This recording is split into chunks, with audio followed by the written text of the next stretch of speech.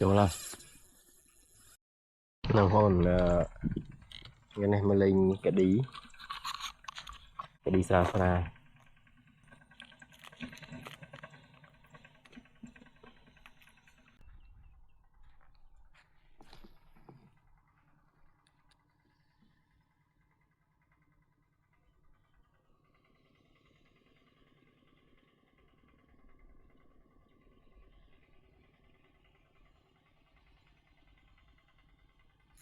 chỗ này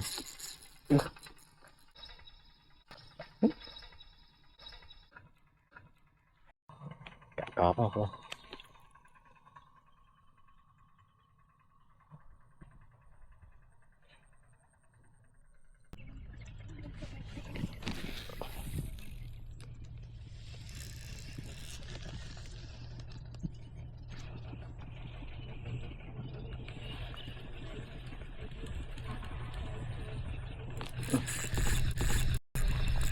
đúng không hồn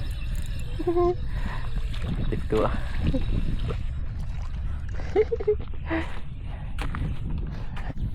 ra sana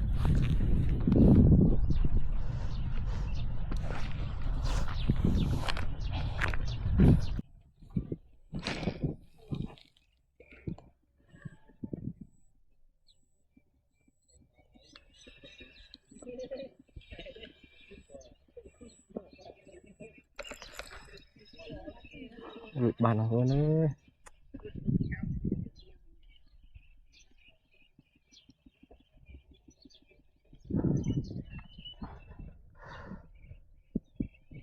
cô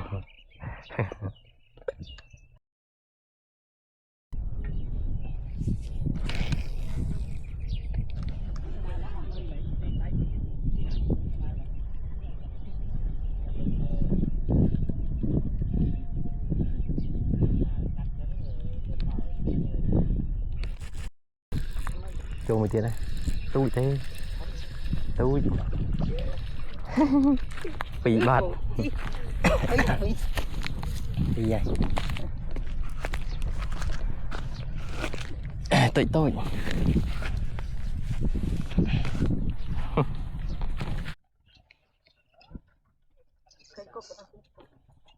con trai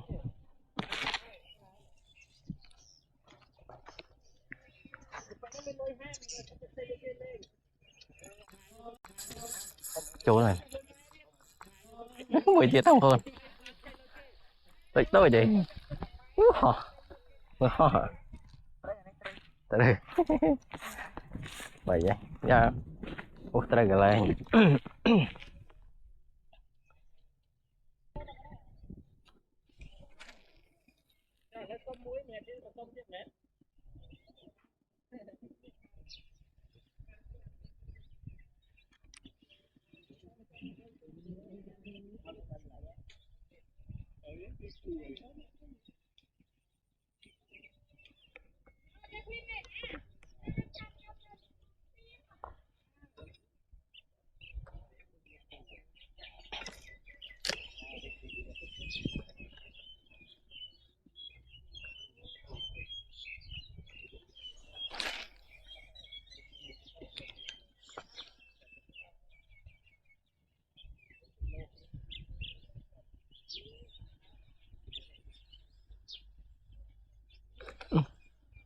rồi tí đâu hồn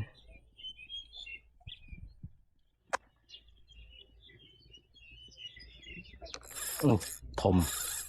chỗ là ồ bro nào hồn này tới đây tới đây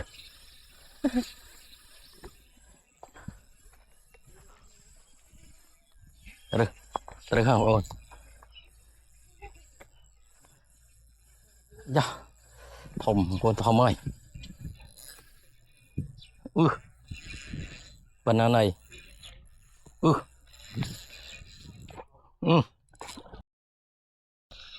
đó là cái lố này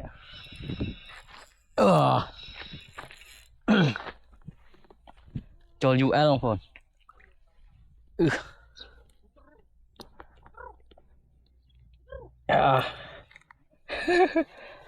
nó có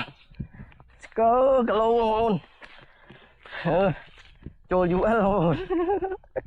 chưa đòi vừa miền hiên rất này ông già đây một vạch bả đó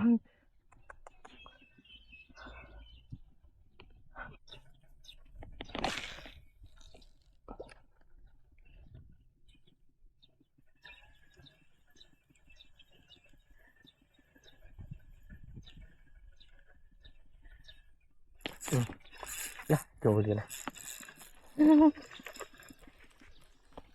đầu tiên là